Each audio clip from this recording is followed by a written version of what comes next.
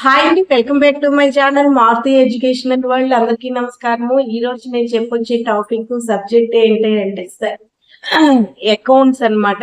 Accounts లోని ఆవర్జ అంటే ఏంటి అన్నది ఈ రోజు చెప్తున్నాను. ఆవర్జ అన్నది వ్యాపార సంస్థలు నిర్వహించే పుస్తకాల్లో అతి ముఖ్యమైనది అన్నమాట. దీన్నే తొలిపద్దు పుస్తకం అని కూడా అంటారు. అయితే ఆవర్జ అంటే ఏంటి, దాని వల్ల ప్రయోజనాలు ఏంటి?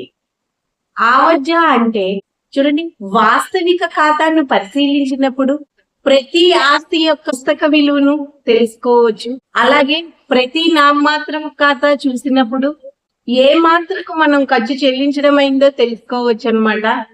ఈ విధంగా వ్యక్తి యొక్క వాస్తవిక నామమాత్రం ఖాతాలను సంబంధించిన అన్ని వ్యవహారాలను విడివిడిగా సంబంధించిన ఖాతాలను చేయడానికి ఏర్పడిన పుస్తకాన్ని ఆవజ్జ అంటారు. మరి ఈ ఆవజ్జ ప్రయోజనాలు ఏంటి అంటే చిట్టా పుస్తకాల్లోని సంస్థకు సంబంధించిన వ్యాపార వ్యవహారాలన్నిటినీ డేట్స్ ప్రకారం అంటే తేదీల వారీగా రాయడం జరుగుతుంది.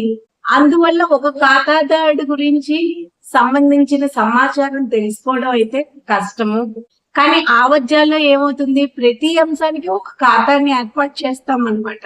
కాబట్టి నిర్వాహకులకు యజమానులకు ఎప్పటికప్పుడు గణక సమాచారం అందుబాటులో ఉంటుంది. ఆవజ్జాల్లో వ్యయాలకు సంబంధించిన అంశాలను వ్యయాల ఖాతాల్లో పొందపరచడం జరుగుతుంది. ఈ ఖాతాల వల్ల వ్యయ సమాచారం మనకు అందుబాటులో ఉండి వాటిని నియంత్రించడానికి వీలన్నది కలుగుతుంది.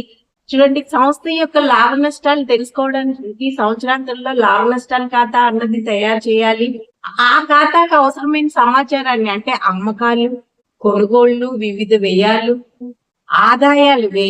ఆదాయాలు వీటన్నిటిని ఆవజ్జ పుస్తకం నుంచి మనం తెలుసుకోవచ్చు, పొందవచ్చు అన్నమాట. అలాగే మన సంస్థ యొక్క ఆర్థిక స్థితిగతులకు సంబంధించిన సమాచారం ఈ ఆవజ్జ పుస్తకంలో ఉంటుంది. మన సంస్థ ఫైనాన్షియల్ గా ఎలాగుంది అన్నది తెలుసుకోవడం అన్నది ఈ ఆవజ్జ పుస్తకంలో ఉంటుందన్నమాట. ఉదాహరణకి ఆస్తి అప్పుల ఖాతాలు అన్నమాట. అలాగే సంస్థలు ఆర్థికపరమైన బడ్జెట్ ని తయారు చేయడానికి ఈ ఆవజ్జ పుస్తకం అయితే కొంతవరకు ఉపయోగపడుతుంది అన్నమాట. ఇది ఆవజ్జ అంటే ఏంటి, ఆవజ్జ యొక్క ప్రయోజనాలు ఏంటి అన్నది. ఇది అకౌంట్స్, ఈ వీడియో అన్నది అకౌంట్స్ ఎవరైతే నేర్చుకోవాలనుకుంటున్నారో వాళ్ళందరికీ ఉపయోగపడుతుందండి. మీరు ఇదే మొదటి క్లాస్ అయితే చూడడం అయితే మీకు అర్థమవుదు. ఒకసారి ప్లే లిస్ట్ కానీ చెక్ చేస్తే అకౌంట్స్ అని ఉంటుంది, అదే కామర్స్ అని అకౌంట్స్ అని ఉంటుంది. దాని మీద కానీ ప్లే లిస్ట్ లో మీరు క్లిక్ చేస్తే ఇప్పటి వరకు అకౌంట్స్ సంబంధించిన టాపిక్స్ అన్ని మీకు కనబడతాయి.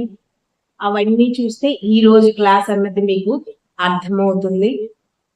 అదే విధంగా బీఈడి రిలేటెడ్ టాపిక్స్ కూడా ఉంటాయి. ఒకసారి ప్లేలిస్ట్ చెక్ చేసి ఛానల్ అయితే సబ్స్క్రైబ్ చేసుకోండి. ఈ వీడియో కానీ మీకు నచ్చితే ప్లీజ్ లైక్ చేయండి, ఛానల్ సబ్స్క్రైబ్ చేసుకోవడం మర్చిపోకండి. Okay, thank you.